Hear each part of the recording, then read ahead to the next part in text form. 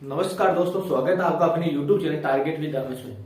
जैसा कि कल एक वीडियो डाला गया था, साइंस मैथ में कौन कौन से संभावित प्रश्न है जो रिवाइज रिजल्ट में डिलीट हो सकते हैं या जिसका आंसर चेंज किया जा सकता है।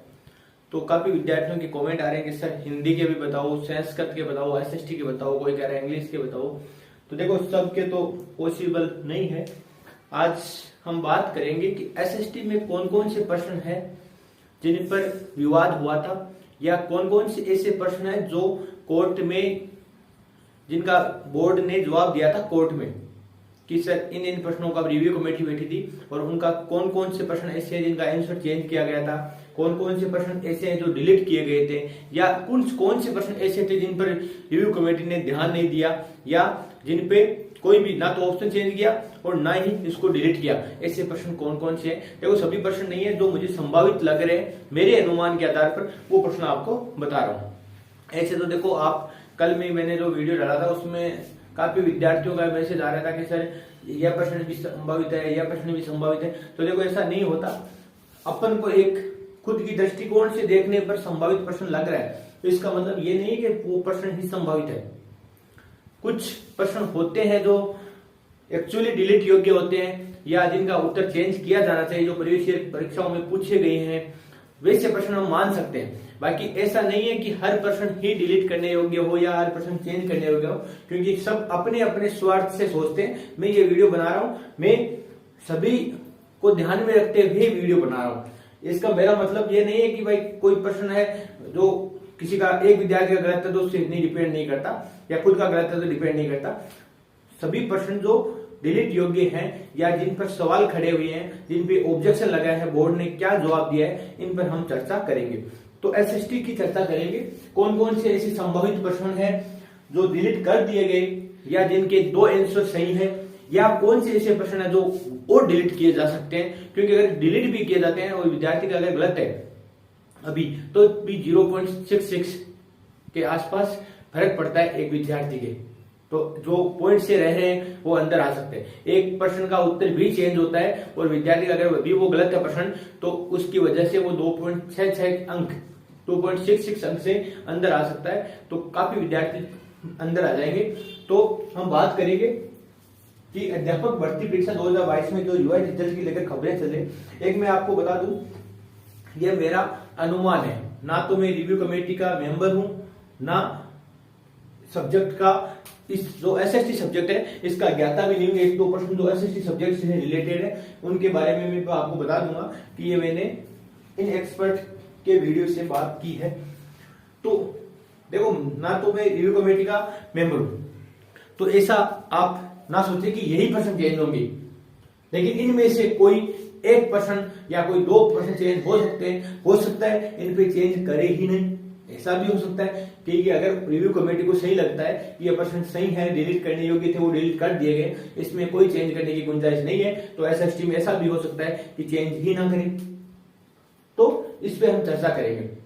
दूसरी बात, एक विद्यार्थियों का एक बार बार कमेंट आ रहा था कि सर आप इन चीजों को बता के जो मतलब ऐसा सा कुछ कमेंट था कि आप इन वीडियो की वजह से। तो देखो, मैं पहले भी ऐसा कमेंट है कि सर आप इतने संभावित प्रश्न बता रहे हैं। तो देखो, मैं वीडियो को ध्यान से पहले देखे उसके बाद डिसाइड करें कि मैं कितने प्रश्न बता रहा हूँ। यहाँ पे लिखे हुए 7 प्रश्न, साइंस में लिखे हुए थे 9 प्रश्न। तो जो 7 प्रश्न है जो जिनको डिलीट किया गया था वो वापस लेके आया हूं कि उनको प्रश्न को क्यों डिलीट किया गया था, तो उन पर हम चर्चा कर रहे हैं। जरूरी नहीं ये 7 प्रश्न डिलीट हो, या जिनमें डिलीट हो रखे हैं पहले से किसी कारण से, तो वो डिलीट ही है, उनमें चेंज नहीं होगा। तो ये 7 प्रश्न लिखने का मतलब ये नहीं है कि आप इन 7 प्रश्न आप वीडियो को थोड़ा सा देख के सोच लेते हैं 7 प्रश्न डिलीट होंगे या चेंज होंगे, ऐसा नहीं है। वीडियो को ध्यान से पहले देखिए, उसके बाद कमेंट करिए। तो बात करते हैं, पहला प्रश्न जो SST के अंतर्गत है, 18वीं शताब्दी में मेवाड़ में एकलिंग जी के मंदिर का निर्माण किसने कराया। एक प्रश्न आया था कि 18वीं शताब्दी में मेवाड़ में एकलिंग जी के मंदिर का निर्माण किसने करवाया। तो इसमें पहले बप्पा रावल माना गया था, बाद में विद्यार्थियों के ऑब्जेक्शन आए, क्योंकि देखो एकलिंग जी के मंदिर का निर्माण 8वीं शताब्दी में करवाया गया था। यहाँ पे लिखा हुआ 18वीं शताब्दी, ये मिस टाइप की वजह से इसमें 18वीं शताब्दी लिखा गया था, 8वीं शताब्दी था और उसके अनुसार बप्पा रावल आंसर सही होता। लेकिन 1400 या 15वीं शताब्दी है उसके आसपास राणा रायमल ने भी इसका पुनर्निर्माण करवाया था, पुनरुद्धार करवाया था, इस मंदिर का पुनर्निर्माण करवाया था। इस कारण इसका उत्तर यह भी सही हो सकता है और यह भी सही हो सकता है, क्योंकि अगर 18वीं शताब्दी नहीं दिया जाए तो इन दोनों का उत्तर सही बैठ सकता है। तो विद्यार्थियों का ऑब्जेक्शन लगाया और ऑब्जेक्शन लगाने की वजह से इस प्रश्न को डिलीट कर दिया गया। तो देखो ये प्रश्न डिलीट है, डिलीट ही रहेगा, इसमें कोई चेंज नहीं होगा। क्यों नहीं होगा?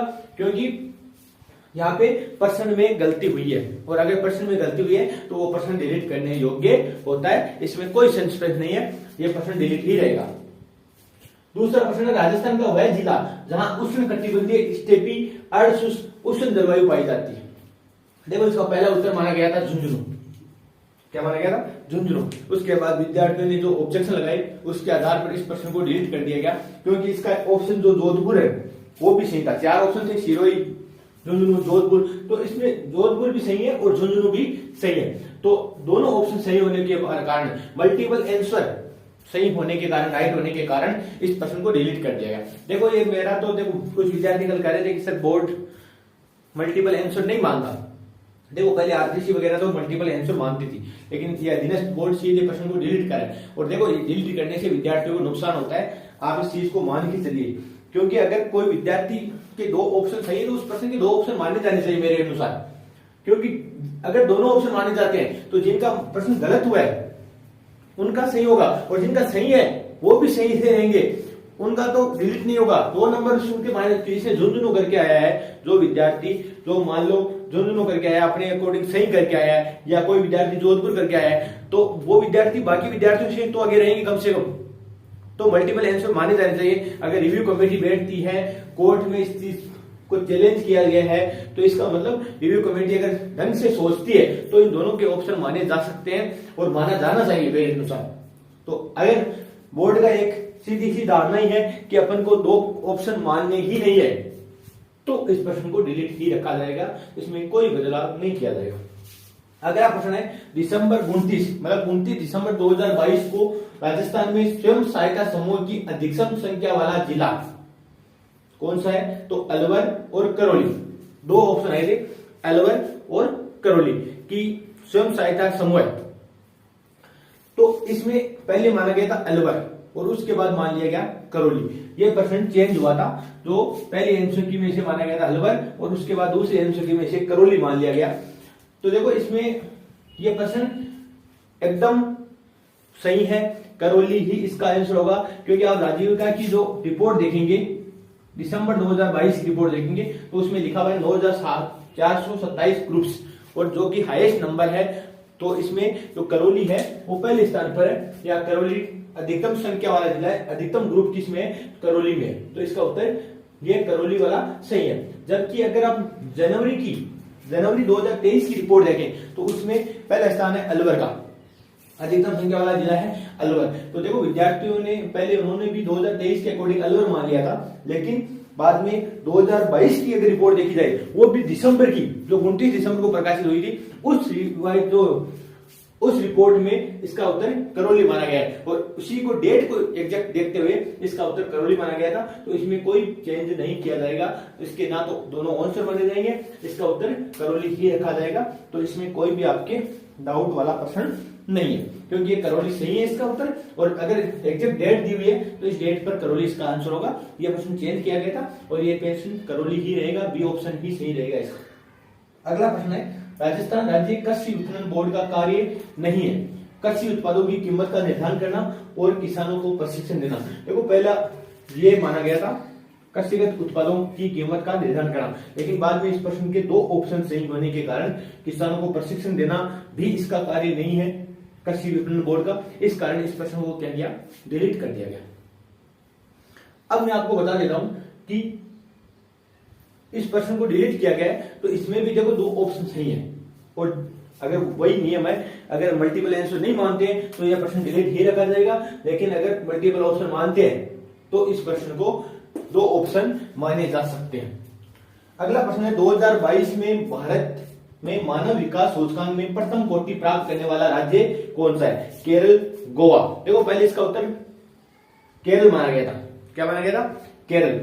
बाद में इस प्रश्न को डिलीट कर दिया गया। तो देखो 2022 की अगर रिपोर्ट बात करें तो 2022 की अगर अपनी जो एग्जाम हुई थी 26 फरवरी 2023 को, उस समय 2022 की रिपोर्ट प्रकाशित ही नहीं हुई थी और प्रश्न 2022 का पूछ लिया। अगर आप अपन पिछली रिपोर्टों की बात करें तो उसमें गोवा का पहला स्थान था, लेकिन ये जो रिपोर्ट है ये मार्च के आसपास प्रकाशित हुई थी और उसमें उस समय केरल उत्तर हुआ था। लेकिन एनसीक्यू बनाने के टाइम तो रिपोर्ट शायद प्रकाशित हो गई थी, लेकिन पहली रिपोर्ट प्रकाशित नहीं हुई थी। इस कारण इस प्रश्न को डिलीट कर दिया गया और रीजन ये दिया गया, not availability of authentic document, मतलब उस समय कोई भी ऑथेंटिक डॉक्यूमेंट उपलब्ध नहीं था। जब एग्जाम हुई उस समय कोई भी 2022 की रिपोर्ट प्रकाशित नहीं हुई थी, इस कारण इस प्रश्न को डिलीट किया जाता है और ये प्रश्न डिलीट ही रहेगा क्योंकि इस प्रश्न में कोई चेंज नहीं किया जाएगा। इस प्रश्न को डिलीट करने योग्य ही था, डिलीट ही रखा जाएगा। इसमें अगर आपका मान लो किसी के केरल से ही भी हुआ है या किसी के गोवा से ही हुआ है तो भी इसको चेंज नहीं किया जाएगा क्योंकि उस समय डॉक्यूमेंट जो रिपोर्ट है वो प्रकाशित ही नहीं हुई थी। इस कारण इस प्रश्न को डिलीट ही रखा जाएगा, तो इसमें कोई चेंज नहीं होगा। देखो इसमें मैंने बता दिया, इसमें कोई चेंज नहीं होगा, इसमें भी कोई चेंज नहीं होगा। इनमें दो ऑप्शन माने तो मान सकते हैं, ऊपर वाले में कोई चेंज नहीं होगा। अब ये प्रश्न आते दो जिन पर न तो चेंज किया गया और न इन प्रश्नों को क्या किया गया, डिलीट किया गया। देखो एक तो प्रश्न है आरटी 2009 की धारा 8 में 9 के प्रावधानों के अनुसार विद्यार्थियों को अधिकतम सामग्री उपलब्ध कराने का दायित्व किसका होता है? केंद्र सरकार, राज्य सरकार, शिक्षा मंत्रालय और संसद। ये चार ऑप्शन आए थे।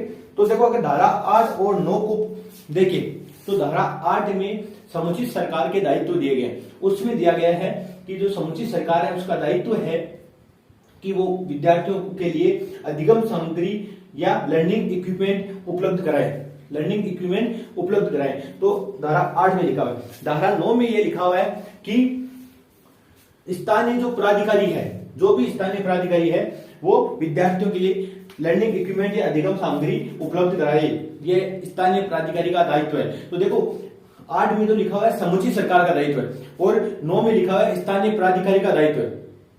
अब इसमें राज्य सरकार माना गया। देखो अगर राजस्थान के अकॉर्डिंग बात की जाए, लेकिन इसमें कहीं भी राजस्थान का नाम नहीं है। आरटी 2009 की धारा, तो आरटी 2009 ये भारत सरकार का है।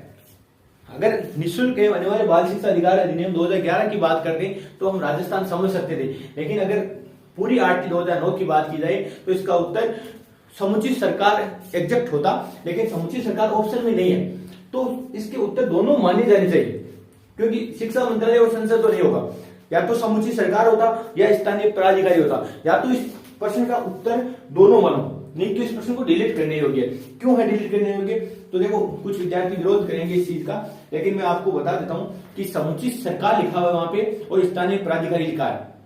अब समुचित सरकार को धारा 2 में, जो धारा 2 में उसको वर्णित किया गया है कि समुचित सरकार कौन सी होगी, तो समुचित सरकार वो होगी जो, देखो अगर कोई भी विद्यालय केंद्र सरकार के अधीन कार्यरत है, मतलब किसी भी विद्यालय पर केंद्र सरकार का दायित्व है, तो वहां केंद्र सरकार समुचित सरकार का दायित्व का निर्वहन करेगी। और जहां इस केंद्र शासित प्रदेश जहां पर विधानसभा नहीं है वहां पर भी केंद्र सरकार समुचित सरकार कहलाएगी। इसका मतलब एक तो केंद्र शासित सरकार के अधीन जितने भी विद्यालय है वहां पे केंद्र सरकार क्या है, समुचित सरकार है। दूसरी बात, जहां केंद्र शासित प्रदेश है और जहां पे विधानसभा नहीं है, ऐसे केंद्र शासित प्रदेश जहां पे विधानसभा नहीं है वो सभी केंद्र सरकार के अधीन आते हैं और वहां पे केंद्र सरकार समुचित सरकार का दायित्वों का निर्वहन करेगी। इसका मतलब केंद्र सरकार भी समुचित सरकार के अंतर्गत आती है, राज्य सरकार भी समुचित सरकार के अंतर्गत आती है।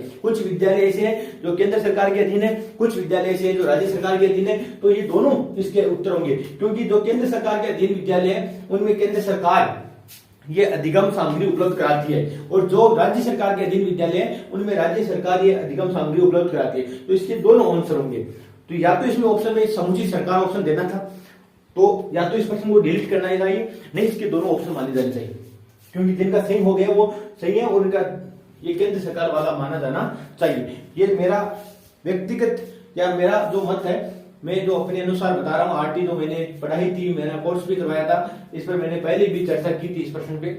क्योंकि ये प्रश्न अगर मैं पढ़ाया है फिर अगर किसी विद्यार्थी का गलत हो रहा है तो ये इस पर मेरा पूरा दायित्व बनता है कि मैं इस प्रश्न पर अपनी बात रखूं।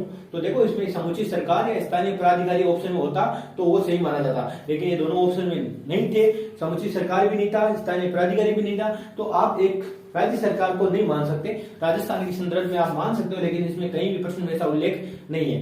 तो इसके ऑप्शन ही गलत माने जाए, या तो डिलीट किया जाए प्रश्न को, नहीं तो फिर इन दोनों ऑप्शन में से एक पे जा सकते हैं अगर रिव्यू कमेटी इस पर विचार करती है तो।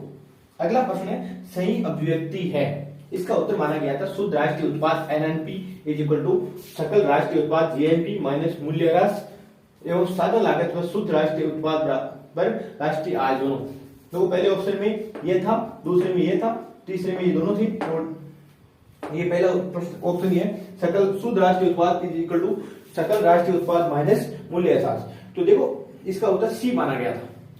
अब देखो मैं एसएसटी का नहीं हूं, साइंस मैथ का विद्यार्थी हूं, साइंस मैथ का सी लेवल 2 से सिलेक्टेड हूं, तो मैं आपको बता दूं ये प्रश्न का उत्तर अगर हम एक्सपर्ट की बात करें, देखो अपन जो टीचर से जिनसे पढ़ते हैं, जिन पे विद्यार्थी विश्वास करते हैं, जैसे मैं गणपत सिंह जी राजपुर सर की बात करूं तो उन्होंने इसका उत्तर ये बताया था, और ये शायद उन्होंने बताया भी था कि कोई किसी आरपीसी की एग्जाम में पूछा गया था सेकंड ग्रेड में, तो इसका उत्तर ये माना गया था। तो इसका उत्तर अगर बोर्ड कमेटी रिव्यू करती है और तो इसका दोनों आंसर मानती है तो हो सकता है इसका उत्तर ये आपके विद्यार्थियों की सही हो सकता है। बाकी अगर नहीं मानती है या इस पे रिव्यू पर ध्यान ही नहीं देती, इस कमेटी पर इस प्रश्न पर रिव्यू नहीं करती, तो देखो ये प्रश्न ऐसा का ऐसा ही रहेगा, सी ही माना जाएगा। अगर ध्यान देती है तो एक्सपर्ट जो सर है बड़े, उनकी बात करें तो इसका उत्तर यह भी हो सकता है। तो ये थे 7 प्रश्न, जिनमें से एक तो देखो मैं मेरे अनुसार तो देखो ये प्रश्न अगर रिव्यू करती है तो ये प्रश्न डिलीट होने योग्य है। दूसरा आपके ये दोनों ऑप्शन मानने वाले हैं, और इसमें ये नहीं जाएगा, ये नहीं जाएगा, ये डिलीट हो गए। इसमें भी दोनों ऑप्शन मान सकती है गवर्नमेंट, इसमें दोनों ऑप्शन मान सकती है। देखो मल्टीपल आंसर अगर नहीं मानती है और अगर एक एक प्रश्न की पूरी से रिकॉर्ड निकलता है तो देखो ये प्रश्न चेंज होने वाला है या इनमें से चेंज होने वाला है। दूसरी बात यह डिलीट होने वाला है, तो ये फायदा दे सकता है आपके। दूसरा अगर दोनों ऑप्शन मानती है तो काफी प्रश्न है जो आपके चेंज हो सकते हैं। तो ये आपके सामने मैंने बता दिया, अब आप खुद देख लेना कौन कौन से चेंज होने योग्य हैं और कौन कौन से आपके डिलीट होने योग्य हैं। ये इन प्रश्नों में से रिवाइज रिजल्ट में अगर रिव्यू कमेटी बैठती है तो जो रिव्यू कमेटी ने जो रिपोर्ट दे दी है, बैठी या रिपोर्ट दे दी है, तो इनमें से आपके सिलेक्ट करेगी कौन सा प्रश्न चेंज करना है। या हो सकता है कि वो अपना कोई जो ये प्रश्न जैसे जैसे माने गए वैसे ही उस प्रश्न पर अपने विचार व्यक्त कर दे, या कहीं सोर्स से इन्हीं को सही साबित कर दे कि भाई ये प्रश्न जो सही है। ऐसा भी कर सकते हैं क्योंकि इनको कोर्ट में जवाब देना है और जवाब पेश कर सकती है, तो ये बात भी हो सकती है। तो हो सकता है चेंज भी ना हो, तो मुझे लग रहा है इनमें से ही कोई प्रश्न चेंज होगा। आज के लिए इतना ही, धन्यवाद। जय हिंद, जय भारत।